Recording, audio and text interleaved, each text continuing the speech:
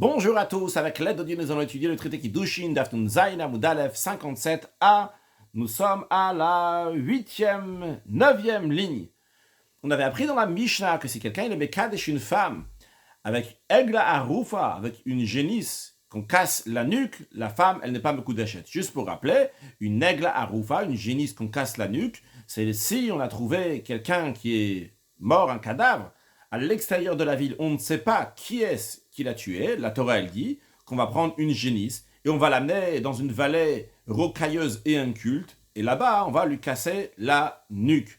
Et cette Egla Arufa, c'est quelqu'un, il donne des kiddushin à une femme avec cette Egla Arufa, avec cette génisse qu'on brise la nuque. La femme n'est pas Mekudeshet. Pourquoi ? Parce que ça fait partie des choses qu'on n'a pas le droit de profiter. Si la Torah, elle t'interdit de profiter de cette chose-là, et toi, tu veux être Mekadesh une femme, tu veux en tirer profit, eh bien, ça n'a pas de valeur, donc ta femme, elle n'est pas Mekudeshet.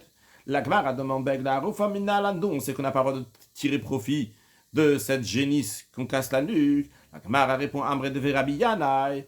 Dans la Yeshiva de Rabbi Yanai, on dit Kapara ktivba kekodashim. L'expression de kapara, d'expiation, de réparation est dit à propos de la Egla Arufa, de cette génisse, comme il est dit à propos de toutes les choses qui sont saintes, à propos des sacrifices. Où est-ce qu'il est écrit ? Donc, de la même manière que les sacrifices, on n'a pas le droit d'en profiter. C'est des biens de Dieu, des choses qui sont saintes pour Dieu, qui sont kodesh, de la même manière aussi. En ce qui concerne la Egla Arufa, on n'a pas le droit d'en profiter. Rashi, kapara aktiva, la troisième ligne de Rashi, il est écrit l'expression de kapara, de réparation, d'expiation. En effet, le verset dit que lors de la procédure de la Egla Arufa, on dit kaper le amcha Yisrael, pardonne, expie pour ton peuple juif. Donc l'expression de kapara, retournons ça pour la suite, l'expression de kapara, d'expiation, de réparation, est dit à propos de la Egla Arufa. Et donc, elle est comparée toujours dans Rashi à Kochim, comme les choses saintes, comme les sacrifices, les Kochim, Asurimana, les choses saintes, on n'a pas le droit d'en profiter. Sharemo alinben, car quelqu'un qui en profite, il a fait un détournement, il a fait Me'ila, ce qui est interdit. Donc, c'est la source dont on apprend que la Egla Arufa, on n'a pas le droit d'en profiter. Et donc, un homme qui met Kadesh une femme avec les Egla Arufa, elle n'est pas Mekudeshet. Puis, on continue, la Gemara qui nous ramène encore un cas de la Mishnah qui disait que Tzipor et Metzora, si quelqu'un donne des kiddushim à une femme avec des oiseaux dans Metzora, juste pour rappeler que le Metzora, quelqu'un qui est lépreux, qui a des taches sur son corps, il doit être renvoyé donc de tous les camps du peuple juif, il doit être à l'extérieur de la ville, et lors de sa procédure pour pouvoir déjà rentrer dans la ville avant de passer d'arriver à sa pureté, il y a une procédure à faire, entre autres, c'est qu'il doit prendre 2 oiseaux.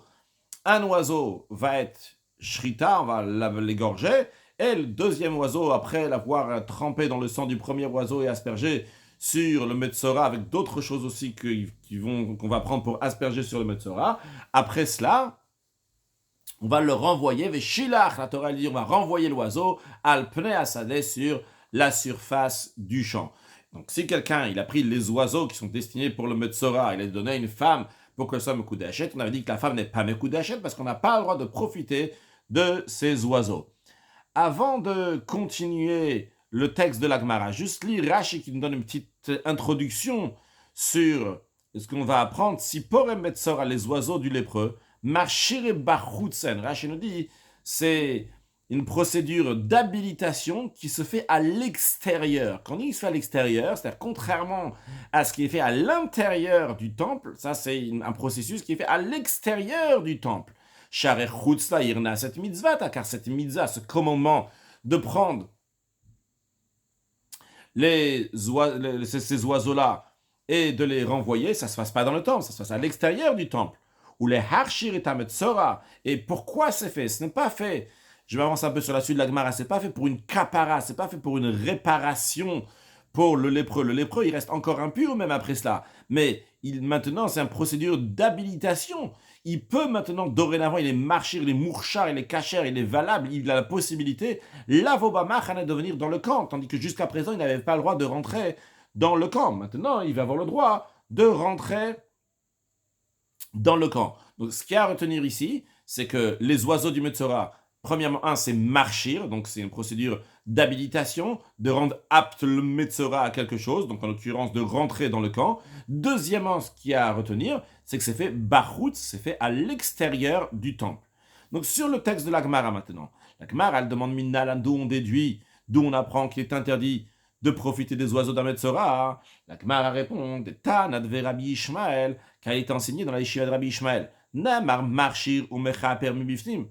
La Torah fait mention dans la Torah une procédure d'habilitation et de réparation qui est accomplie à l'intérieur du temple. Donc, le marchir ou mechaper, marchir en l'occurrence ici, marchir bifnim, Rashi nous dit, Rashi une autre version, c'est exactement la même chose. Marchir, donc une procédure d'habilitation à l'intérieur du temple, cela fait référence au hacham du Metzora, au sacrifice de culpabilité que le Metzora, que le lépreux va amener. Le lépreux, il amène un sacrifice, même une fois, donc il a déjà passé sa procédure, pour pouvoir manger des sacrifices, ou bien pouvoir rentrer dans l'enceinte du temple, il a besoin d'amener un sacrifice de hacham, donc ce hacham, qui n'est pas pour pardonner une faute ici, c'est pour lui donner une procédure d'habilitation pour qu'il puisse rentrer dans le temple.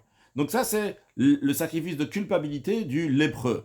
Il y a aussi, toujours dans Rashi, mechaper bifnim. La Torah, elle parle aussi d'un mechaper, quelque chose qui amène une réparation, qui expie sur des fautes à l'intérieur. Kol hakorban, qui fait de manière générale des sacrifices, qui vont pardonner, ils vont faire une réparation, expier des fautes. Donc, on parle aussi bien d'un marchir, aussi bien d'un mechaper, aussi bien donc dans procédure 1 d'habilitation, donc le marchir qui rend valable, qui rend apte, et deuxièmement donc du mechaper, donc à l'intérieur du temple. Vendemar, il est dit aussi l'expression la notion de marchir et de mechaper, aussi bachutz à l'extérieur.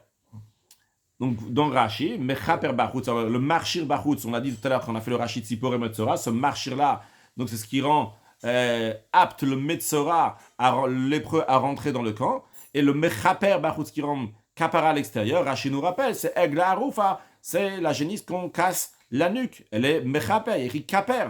Donc, en tous les cas, on va employer les mots en hébreu pour faciliter, en tout cas pour me faciliter. Marchir ou mechaper. Donc, je traduis encore une fois, une dernière fois, marchir. Donc, on va le revoir dans la suite de la Gemara plus tard, en bas de la page, à la fin de notre cours. Donc, marchir, procédure d'habilitation, et mechaper, procédure de réparation. Donc, c'est dit aussi bien, donc, bifnim, à l'intérieur du temple. On rappelle encore une fois que le marchir à l'intérieur du temple, donc c'est le sacrifice de culpabilité du lépreux qui va le rendre apte à pouvoir manger des choses saintes ou rentrer dans l'endroit qui est saint. Et le mechaper, la kapara, le sacrifice, c'est les sacrifices qui amènent une kapara donc à l'intérieur du temple.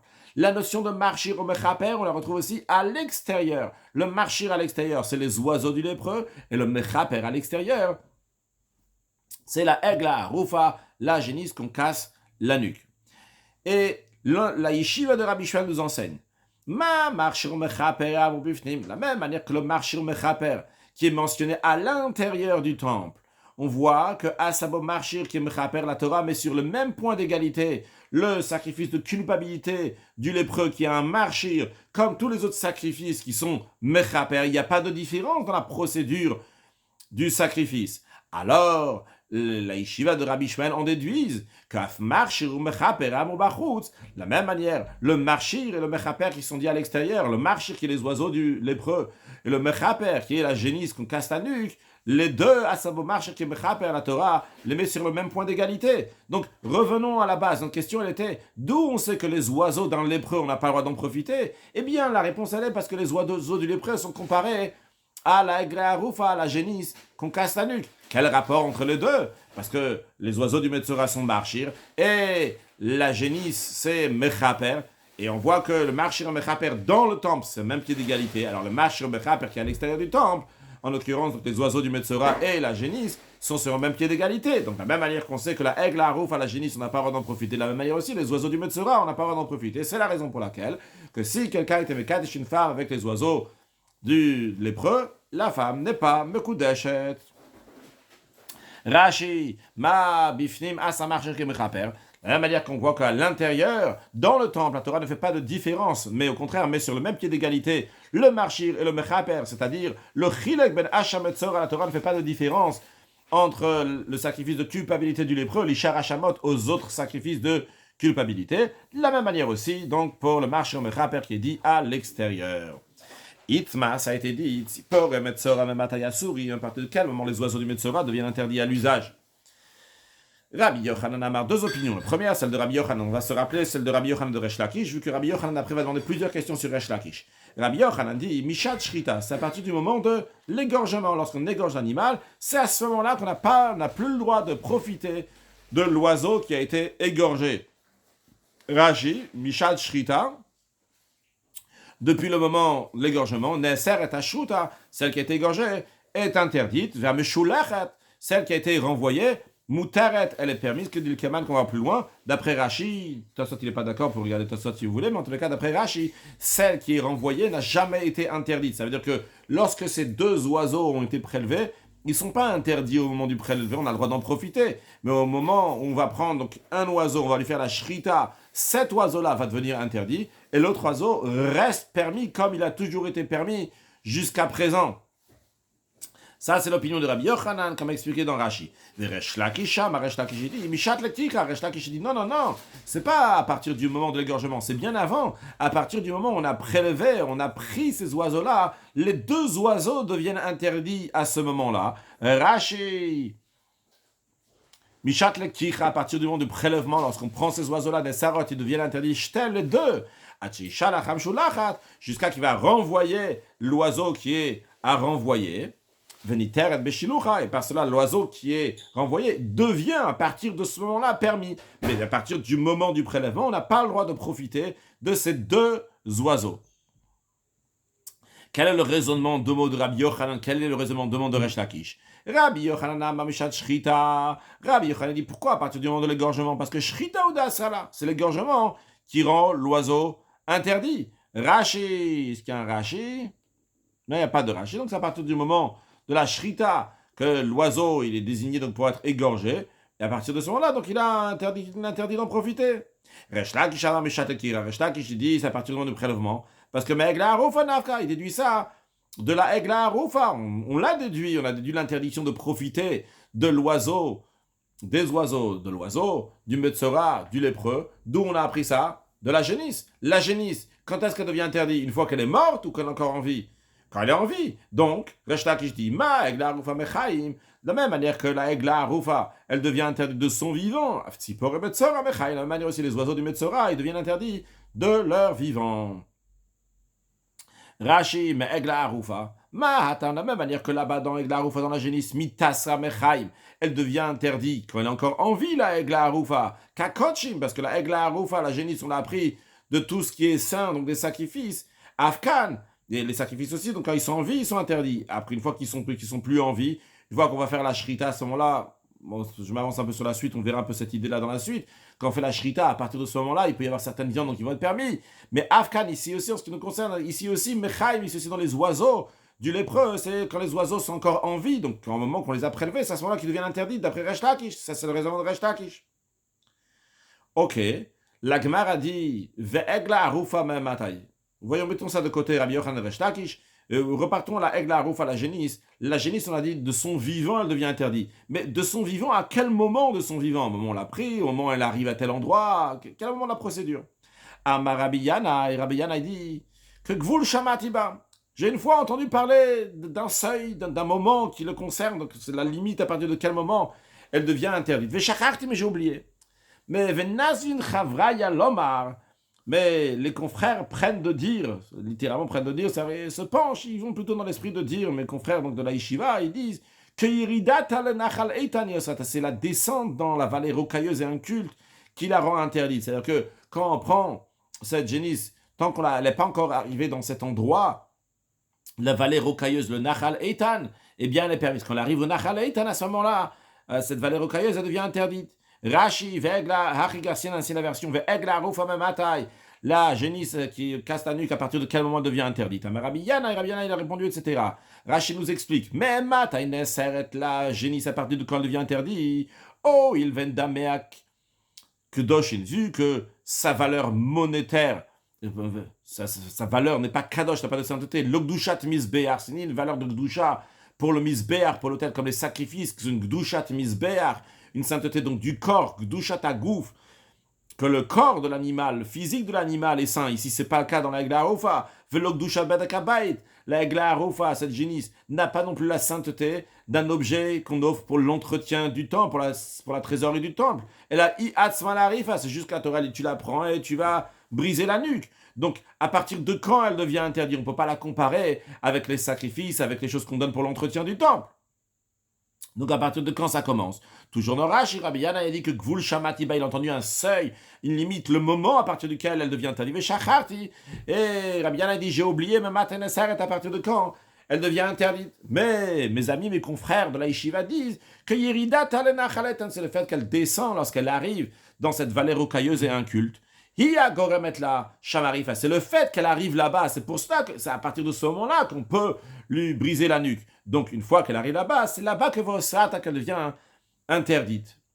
Alors la Gemara demande, ok, mais dans ces cas-là, on veut comparer la Egla Harouf à la génisse avec les oiseaux. Alors, Ima Egla Harouf à Mishatleki Chalomitasa, c'est dans ces cas-là, de la même manière que la génisse, qu'on va briser la nuque, c'est pas au moment où on prélève, où on l'apprend qu'elle devient interdite, c'est pas à ce moment-là, c'est 100 ans plus tard, lorsqu'elle arrive à la vallée rocailleuse. Alors, la manière aussi, les oiseaux du lépreux, on devrait dire qu'ils ne deviennent pas interdites à partir du moment où on les a pris, mais seulement plus tard. C'est une question sur Resh Lakish. Resh Lakish dit à partir du prélèvement des oiseaux, ils deviennent interdits. La Gemara répond, mais non, on ne peut pas comparer ce détail-là. On peut comparer les oiseaux avec la génisse, mais le détail à partir de quand l'oiseau devient interdit comme la génisse, on ne peut pas le comparer. Pourquoi? Hachi Ashta, la Gemara demande, est-ce qu'on peut faire cette comparaison-là? Est-ce que vraiment c'est comme ça? Hachi Ashta, littéralement, Hachi comme ça, Ashta maintenant. Hatam là-bas, dans la génisse, Itlek Vula Chavina. La Torah lui donne un autre seuil. La Torah discute de plusieurs étapes. Et il y a une des étapes que Vehorido et Taeg la Banachal, on va faire descendre, on va amener cette génisse-là dans la vallée rocailleuse. Donc la Torah nous parle d'un certain seuil. On peut dire, tiens, c'est à ce moment-là. Hacha, mais ici, mi'it lekvula charina, est-ce qu'ici dans les oiseaux, il y a un autre seuil? La Torah, elle dit, l'akach, il va prendre donc ces oiseaux, mais la Torah, donc, il n'y a pas pris un autre seuil jusqu'à la shrita, jusqu'à l'abattage de l'animal. Donc le seuil qu'on va parler, c'est du vivant. Mais quand est-ce du vivant? Un vivant, un moment de la vie que la Torah parle de l'oiseau, un moment de la vie que la Torah parle de la génisse. En ce qui concerne la génisse, la Torah parle de son vivant de la génisse. Lorsqu'on la descend, on va l'amener à une vallée rocailleuse. Ok, on peut viser ce moment-là. On dit, tiens, c'est à ce moment-là qu'elle devient interdite à en profiter. Par contre, l'oiseau, le moment que la Torah nous parle de lui, c'est lorsqu'on le prend, le prélèvement de l'oiseau. Et après, on parle de la shrita de l'oiseau. Donc, quand est-ce qu'on va viser le moment de vie de l'oiseau qu'on connaît dans la Torah? On va dire, c'est le seuil à partir duquel ça devient interdit. D'après Reshta, qui sait, vu que c'est en vie, donc c'est là car à partir du moment où on le prend. Sur le texte de Rashi, est-ce que ici, dans l'oiseau, il y a un autre seuil? Tout ce qu'on déduit, nous, de Egla Harufa, de la génisse pour l'oiseau, c'est uniquement le principe général de vie. Donc ça oblige à dire que c'est le prélèvement qui entraîne et qui fait que ça va devenir interdit. Bien. Non, la Gemara a dit que Rabbi Yochanan a demandé une question sur l'opinion de Resh Lakish. On rappelle que Rabbi Yochanan, il a dit que l'oiseau qui est interdit, c'est uniquement celui duquel on a fait la shrita, et à partir du moment de la shrita, à partir du moment où on l'a battu, on l'a égorgé. D'après Resh Lakish, les oiseaux sont interdits depuis le moment où on les prend jusqu'au moment de la shrita. Celui qu'on va faire la shrita, qu'on va égorger, restera interdit, et quand on va renvoyer l'autre, il deviendra permis. Et tu dis Rabbi Yochanan Resh Lakish, Rabbi Yochanan, il ramène une braïta pour demander une question sur l'opinion de Resh Lakish. La braïta ramène un verset de la Torah qui parle donc du kasher. Kol tzipoter atochelu. Tous les oiseaux kasher, vous en mangez. Qu'est-ce que nous dit la braïta? Pourquoi il écrit kol? Kol, c'est bien rajouter quelque chose. Comme Rashi nous dit kol ribouyaou. Ça vient inclure quelque chose. Qu'est-ce que ça vient inclure? Les rabot et tamshulachat. Ça vient inclure l'oiseau du Metzora qui a été renvoyé, qui a été relâché, qui fait partie donc des oiseaux qui sont tehora, qui sont purs, qui ont le droit de manger.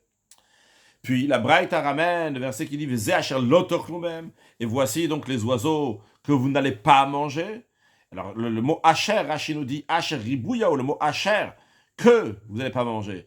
C'est un ribouille, ça vient inclure quelque chose. Qu'est-ce que ça vient inclure? Les rabot et ashruta, ça vient inclure l'oiseau du Metzora, du lépreux qui a été égorgé, que celui-là aussi, on n'a pas, bien qu'il a été égorgé, on n'a pas le droit d'en profiter. Il fait partie des oiseaux interdits. Rappelons-nous de cette braïta, parce qu'on va en discuter encore dans la suite à la fin du cours. La Gemara demande, Rabbi Yochanan demande à Resh Lakish, si ça devient l'esprit, toi, Resh Lakish, de dire que déjà lorsque ces oiseaux sont en vie, ils sont interdits. Du moment où on les a pris, ils sont interdits.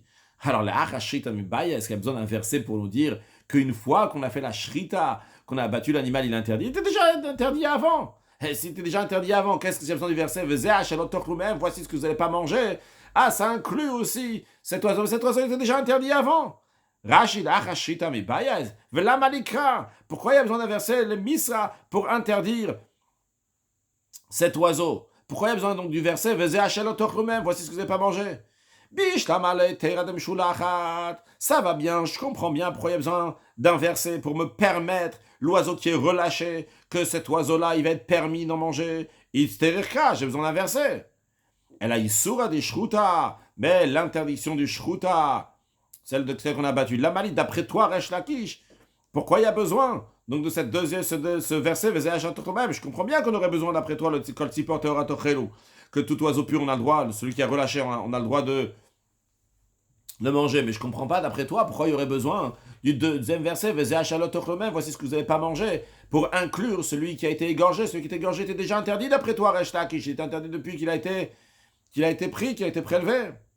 La Gemara répond, non. Resh Lakish, je peux très bien dire, Ma ou de Teima, t'aurais pu dire, cet oiseau qui a été égorgé, il est comme le sacrifice. Les sacrifices de Mechaïm Asirit, quand ils sont vivants, c'est interdit d'en profiter, de manger quoi que ce soit.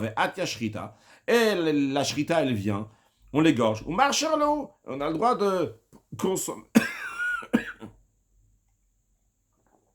Et par cela, on a le droit de consommer une certaine partie de la viande. Rashi,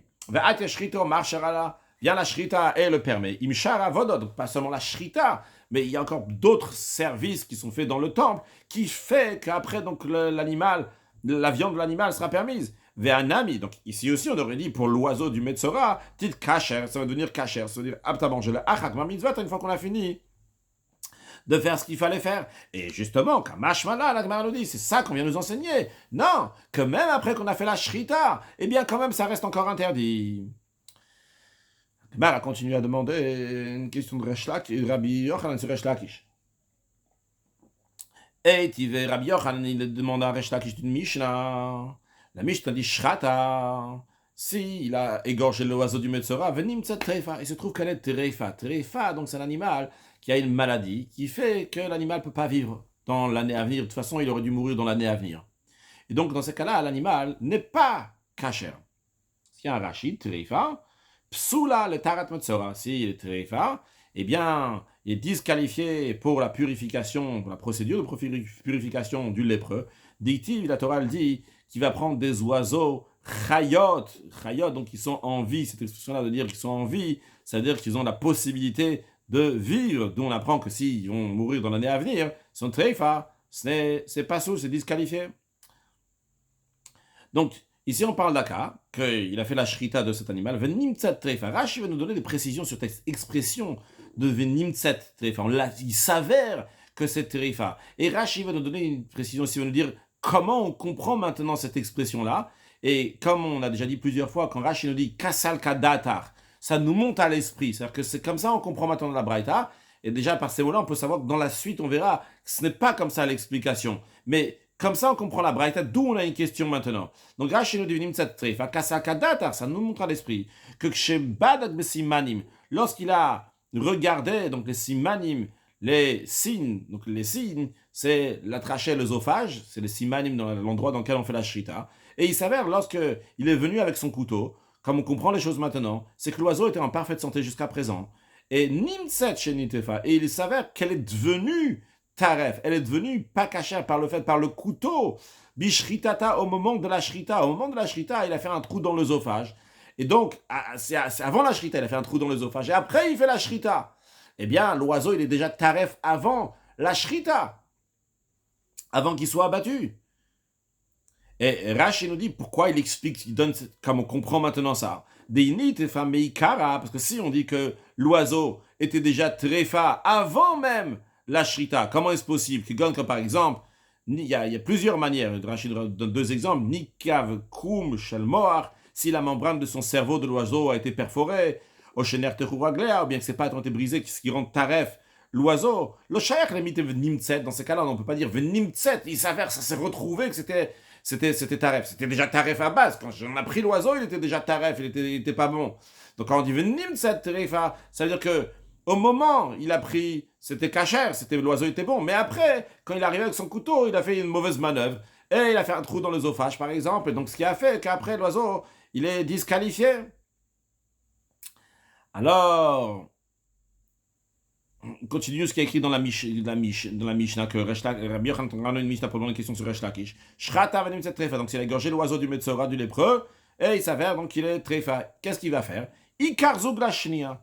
Il va prendre une paire, il va prendre un partenaire pour le deuxième oiseau. Comme Rashi nous dit, Ikar zug lashnia. Qu'est-ce qu'on vient nous dire ici? C'est pas nécessaire d'apporter deux autres nouveaux oiseaux. Parce que celui qui est resté, il est toujours valable. Donc, ce qu'il faut faire, c'est juste ramener un partenaire, un deuxième oiseau. Et la première, ce qui nous intéresse ici, le premier qu'on a fait la shrita, et qui s'avère qu'il est très fort, eh bien, on a le droit d'en profiter. De Kassal Kadat, Rachel nous dit, car ça nous monte à l'esprit maintenant, que shrita idéa ça, comme on comprend, là, cette Mishnah-là, comme Rabbi Yochanan comprend la Mishnah, et c'est d'où la question de Rabbi Yochanan sur Resh Lakish. Ce qu'on comprend ici, que c'est la shrita, c'est le fait d'abattre l'animal, c'est ça qui rend interdit d'en profiter. Vers la shrita, vu que c'est pas une shrita, il n'a pas fait de shrita, il n'y a pas d'oiseau qui a été fait une shrita ici qui est cachère, donc on ne considère pas la shrita. C'est la raison pour laquelle que l'oiseau, il est permis. Et donc maintenant, Rabbi Yochanan peut se baser sur cette Mishnah et demande sa question à Resh Lakish. Il dit, si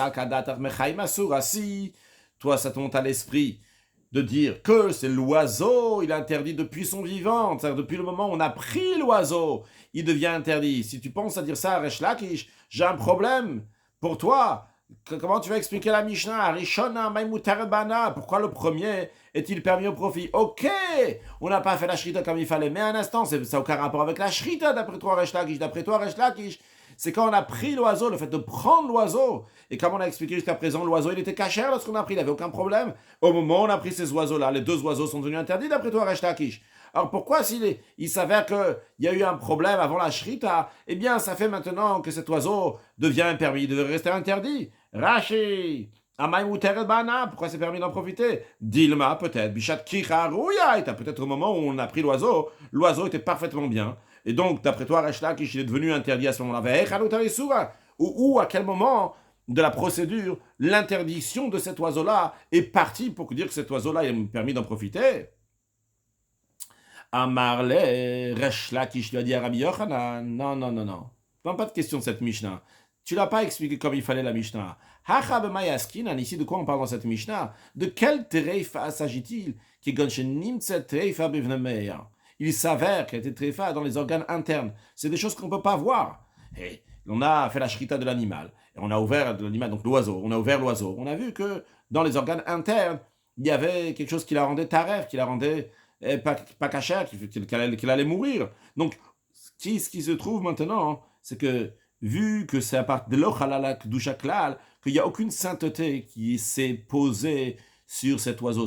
Quand on a pris l'oiseau, vu que cet oiseau n'était pas apte à faire son devoir, vu qu'il était très fort, eh bien il n'a jamais devenu kadosh. Vrai, ça s'est révélé après la shrita, mais de base, il n'a pas été kadosh. Il n'était pas saint. C'est la raison pour laquelle que la Mishnah a dit que Mouter et Bana, c'est permis d'en profiter de cet oiseau qu'on a fait la shrita. Donc, je reviens sur ce qu'on disait tout à l'heure, qu'on a dit, Rachid a dit, Kassal Kadata, ça monte à l'esprit d'expliquer c'est quoi la tréfa, c'est quoi le problème. Le problème, c'est juste avant de faire la shrita, il a trouvé l'œsophage. Non! Et donc, parce que dans ces cas-là, où on a une question sur Resh Lakish, mais c'est pas ça l'explication de la Mishnah. L'explication de la Mishnah, Venim cette tréfa, qu'elle était déjà tréfa depuis avant, au moment même où on l'a pris. Et donc, c'est la raison pour laquelle elle est déjà devenue. Et il n'y a aucune gdoucha qui s'est posée dessus. Rabbi Yochanan continue à questionner sur Resh Lakish. Et on demande une question. Donc d'une braïta, Rabbi Yochanan demande à Resh Lakish, voilà, il y a une braïta qui dit comme ça. Shrata shelo be'ezov, shelo be'etz erez, shelo b'shtitola. Tout à l'heure, on a mentionné, sans vraiment mentionner, on a dit que quand il fait la shrita, il fait l'abattage donc d'un oiseau, eh bien, il va prendre après le deuxième oiseau. Le deuxième oiseau, on a dit, il va le tremper avec d'autres choses pour asperger donc le metzora. Qu'est-ce qu'il doit prendre avec aussi? Il doit prendre donc du ezov, de l'hysope, du etz erez, donc du bois de cèdre, et du shnitola, du fil écarlate. Donc, ça, c'est trois choses qu'il doit prendre avec lui. Maintenant, imaginons qu'il a pris deux oiseaux, mais il n'a pas pris tout le reste. Il n'a pas pris donc l'hysope, il n'a pas pris le bois de cèdre, il n'a pas pris le fil écarlate. Alors, la question, elle est, est-ce que ces oiseaux-là, ils sont valables à quelque chose ou pas? Rabbi Yaakov Omer, Rabbi Yaakov, il dit, oh, il veut uktzah le mitzvata. Du moment où l'oiseau, il a été affecté à sa mitzvah, à Soura, il est interdit. Donc, bien que la shrita, elle n'est pas valable dans le sens de la procédure, la purification du metzora, parce qu'il manquait certaines choses, mais en ce qui concerne l'oiseau, donc, il est interdit. Rabbi Shimon Omer, Rabbi Shimon il dit, il dit non, si l'oiseau il a été égorgé, c'était pas conforme à ce qu'il fallait parce qu'il manquait des choses, eh bien mouteret, l'oiseau il est permis. Rashi, Rabbi Yaakov, non, il n'y a pas encore de Rashi. Alors la Gemara maintenant, Rabbi Yochanan, il analyse cette braïta, il dit, regarde, Ad kando pligé, jusqu'à là il ne s'oppose pas, tout le désaccord entre Rabbi Yaakov et Rabbi Shimon, c'est uniquement la ma, Sava Shrita Sheina Ruya Shma Shrita, que Rabbi Yaakov y pense, une Shrita même qui n'est pas valable dans le sens c'est pas valable, c'est parce que ce n'est pas bon pour purifier le lépreux, mais c'est quand même qualifié d'égorgement, et c'est la raison pour laquelle qu'à partir de ce moment-là, cet oiseau-là devient interdit. Oumar Savar, et l'autre pense, donc le maître pense, Rabbi Shimon pense, que Shrita Sheina Ruya Loshma Shrita, qu'un égorgement qui n'est pas valable pour purifier le metzora, c'est pas considéré un égorgement dans ce contexte-là, et ça n'interdit pas l'oiseau.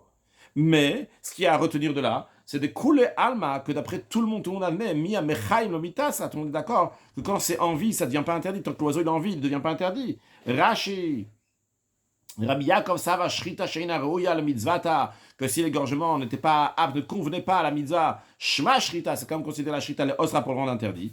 Mais tout le monde est d'accord que Mechaïm le mitasa, que tant que l'oiseau il a envie, il n'est pas interdit. Et c'est logique que ça, Rachid nous explique.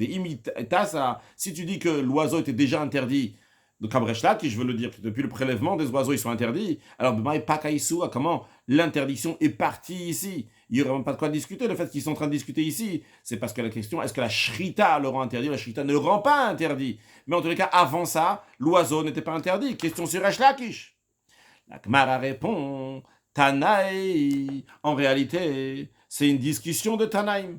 Il y a des Tanaïm qui disent, il y a donc des Tanaïm, c'est des maîtres de la Mishnah qui pensent qu'en effet, l'oiseau il est interdit à partir du prélèvement. Et certains pensent que l'oiseau il est interdit à partir de la shrita. Les oiseaux. Des Tana de Rabbi Ishmael, alors d'abord Rashi nous dit, Tanaï, Hane Tanaï, les Tanaïm qu'on vient de voir à l'instant, Rabbi Yaakov et Rabbi Yehuda, Sfir Aleo de Kamrat, ils pensent comme tu dis toi, Rabbi Yochanan, de l'omita, ça ne devient pas interdit quand c'est en vie. Mais Tana de Rabbi Ishmael, dans la Yeshiva de Rabbi Ishmael qu'on va voir dans un instant, qu'on a déjà vu au début de notre cours aujourd'hui, de Yalif Marshir de Mechaper, qui est du Marshir Mechaper, on a déjà dit donc l'expression de Marshir de Mechaper, donc qui est dans le temple, le Hacham, donc le sacrifice de culpabilité du lépreux, les autres sacrifices, on a Marshir Mechaper, donc les oiseaux, et la génisse, donc qui est le Marshir Mechaper à l'extérieur. Ouais, t'as la Yeshiva de Rabbi Ishmael, ils pensent de mitas la mechaim que mechaper, ça devient oui interdit. Donc quand c'est en vie, que mechaper, comme celui qui fait la kapara, de la même manière que la kapara c'est interdit quand c'est en vie, la egla arufa, la génisse c'est interdit lorsqu'il est en vie, de la même manière aussi. Les oiseaux sont interdits lorsqu'ils sont en vie. Donc tout simplement ce qu'on va voir, c'est qu'il y a une machloket de Tanaïm en effet. Donc Rabbi Yochanan et Resh Lakish sont des Amoraïm, des maîtres du Talmud. Et chacun il a sur qui s'appuyer. Vrai, tu m'as dit il y a une Braïta qui dit contre Resh Lakish. Mais ça ne change pas. Resh Lakish, bien que lui c'est un Amora, un maître du Talmud, comment il peut être en désaccord avec une Braïta? Parce que dans l'époque des Braïta et les Mishnah, donc c'est des Tanaïm, des maîtres de la Mishnah, il y a des maîtres de la Mishnah qui pensent comme Resh Lakish, il y a des maîtres de la Mishnah qui pensent comme Rabbi Yochanan. Donc chacun de Rabbi Yochanan et Resh Lakish ont sur qui s'appuyer. Donc voyons ici, donc c'est qui pense comme Resh Lakish que l'oiseau il est interdit donc de son vivant. Tanaï, donc c'est une marloquette Tanaïm, de Tana, de Rabbi Ishmael, donc le Rabbi Ishmael qui sont ramenés ici, donc c'est pour l'opinion de Resh Lakish, il ramène l'opinion de Resh Lakish. Là, tu auras fait mention de marche mechaper, donc à l'intérieur du temple. Ma marche mechaper, il dit la notion de marche mechaper, donc à l'extérieur. Donc rappelle encore une fois que le marche mechaper bifnim, donc c'est les sacrifices, donc le marchir, c'est le sacrifice du Metzora, du lépreux, le sacrifice de culpabilité, qui le rend kasher, qui le rend apte à pouvoir manger des sacrifices ou bien à pouvoir rentrer dans le temple. Et le mechaper, qui pardonne, donc c'est les autres hachamot, les autres sacrifices de culpabilité.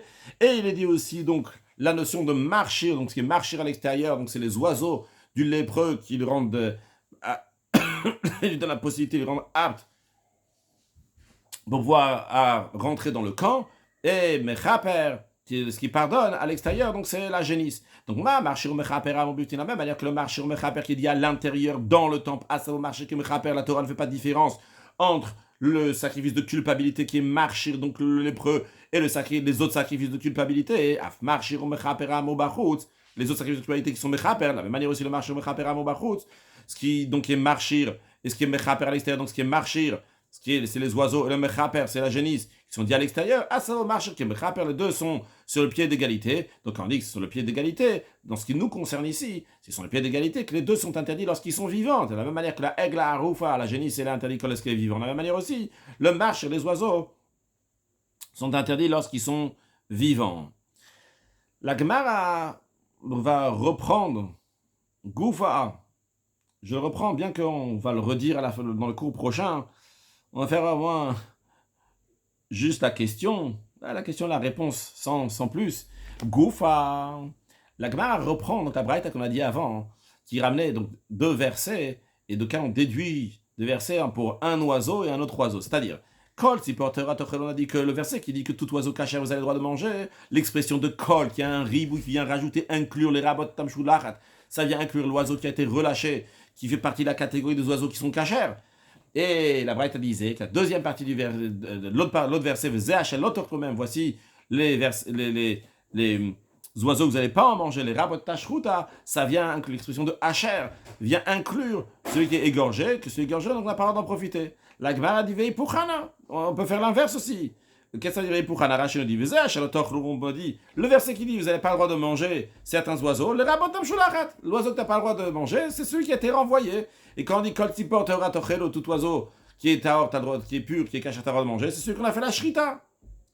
Alors le Gemara répond, Rabbi Yochanan, Rabbi Yochanan dit la réponse elle est, Mishum Rabbi Shimon ben Yochanan, Rabbi Shimon dit la réponse, le matzinu balchaim sha'asurim, il serait illogique d'interpréter d'une telle manière le verset, car on ne trouve pas d'animaux vivants qui soient définitivement interdits. C'est Rashi qui rajoute ce mot définitivement. Le matzinu balchaim sha'asurim, on ne trouve pas des êtres vivants, des animaux qui seront interdits isur olam définitivement. C'est la raison pour laquelle que c'est logique de dire que celui qu'on a fait la shrita, il devient interdit, et celui donc qui est vivant, eh bien, il ne va pas être définitivement interdit. La Gemara va discuter sur ça, on verra ça dans le prochain cours, pour conclure avec une halakha. Si quelqu'un a fait la shrita, donc de l'oiseau du Metzora, il s'agit que ce n'était pas l'oiseau qu'il fallait, eh bien, il prend un partenaire pour l'autre, et le premier devient interdit d'en manger. S'il a fait la shrita d'un oiseau et il s'avère qu'il était tréfa, eh bien, il prend un partenaire pour le deuxième, et le premier, on a le droit d'en profiter. Un sujet de chassidoute. On a parlé de plusieurs choses, juste une idée comme ça générale. Le Metzora, on a parlé du lépreux. Le lépreux, il est à l'extérieur des trois camps. On dit parce qu'il a dit du lashon hara, il a de la médisance sur les autres. C'est la raison pour laquelle on le met à l'extérieur des trois camps, pour qu'il va réfléchir ce qu'il a fait envers les autres. Mais le message qu'il y a, c'est que quand quelqu'un il veut dire du mal sur un autre juif, chasé shalom, dans un certain sens, il veut le mettre à l'extérieur du camp, eh bien, il doit se remettre en question lui-même. Est-ce que peut-être c'est lui le Metzora, c'est peut-être lui le lépreux, et donc c'est peut-être à lui d'aller à l'extérieur du camp. Donc le message, il est évidemment de dire toujours du bien, de penser du bien, pas juste pour pas qu'on nous mette à l'extérieur du camp, mais tout simplement parce qu'il faut penser du bien, il faut penser du positif envers tout le monde, et c'est la raison pour laquelle il faut continuer à rajouter des actes de bonté et de bienfaisance, et par cela amener la venue de Mashiach très prochainement. Une excellente journée.